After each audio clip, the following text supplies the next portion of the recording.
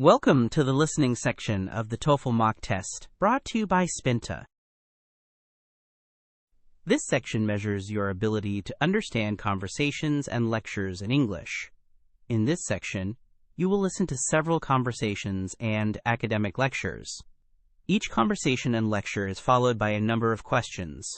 You will hear each conversation or lecture only one time. You may take notes while you listen. You may use your notes to help you answer the questions. Some of the questions will replay part of the audio for you.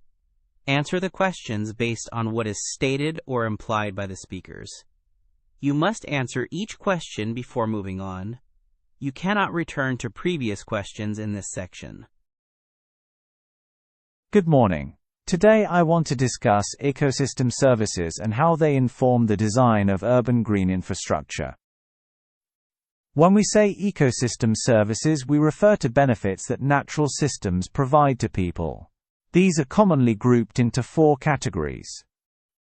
Provisioning services like food and timber. Regulating services such as flood moderation and climate regulation. Cultural services including recreation and aesthetic values. And supporting services like nutrient cycling and habitat formation. In urban environments, the regulating services are often the most visible to planners, because cities have to manage stormwater, heat islands, and air pollution. Green infrastructure is an approach that uses vegetation, soils, and other natural processes to provide these services. Examples include green roofs, bioswales, urban trees, restored wetlands, and riparian buffers along streams. I want to give you three concrete examples to show how the theory translates into practice. First, consider green roofs.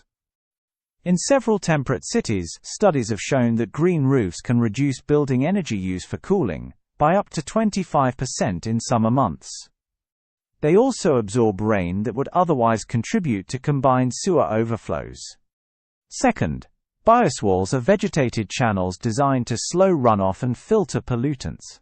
Water percolates through soil and plant roots, which trap sediments and break down hydrocarbons and metals.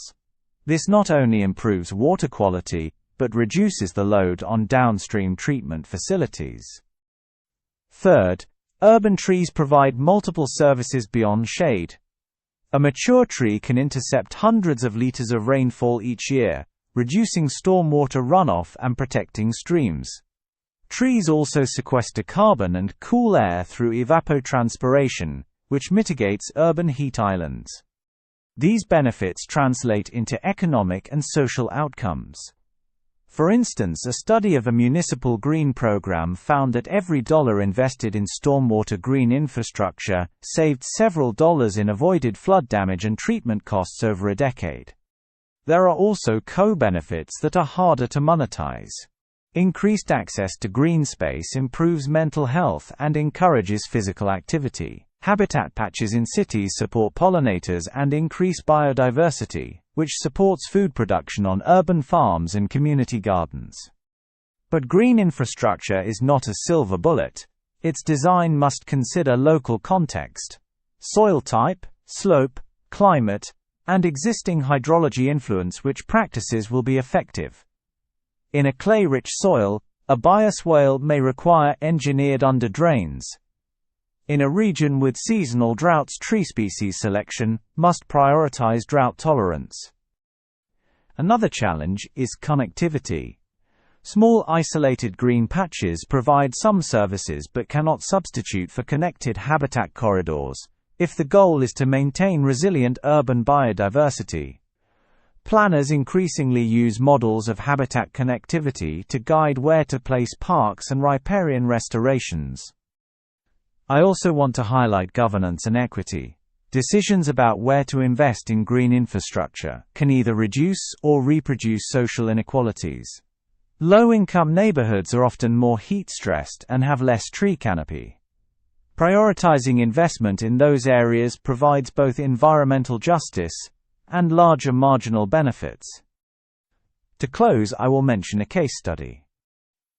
A mid-sized city implemented a combined program of green roofs, permeable pavements and expanded tree canopy.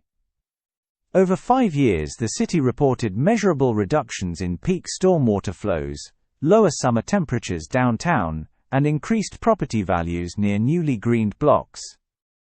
In summary, ecosystem services provide a useful framework for evaluating green infrastructure. By integrating ecological function with social goals and technical constraints, we can design urban systems that are more resilient, equitable, and cost-effective.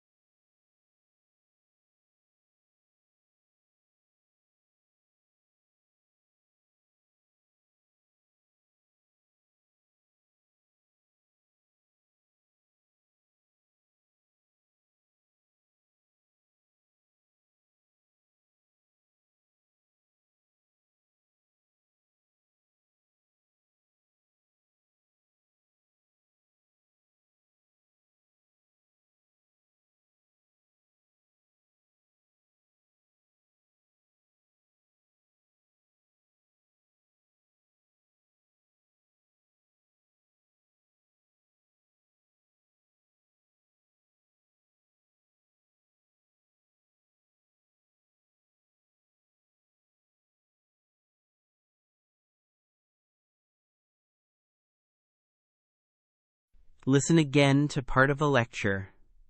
Then answer the question. A mature tree can intercept hundreds of liters of rainfall each year, reducing stormwater runoff and protecting streams.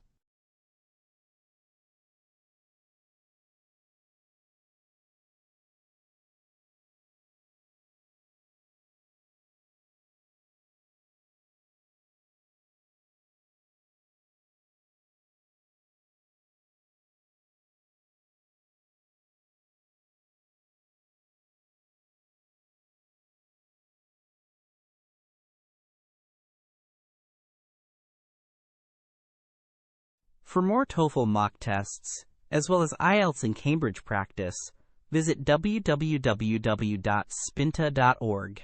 We provide updated tests every single day, AI feedback for your speaking and writing responses, and access to a wide range of high-quality mock tests to help you prepare with confidence.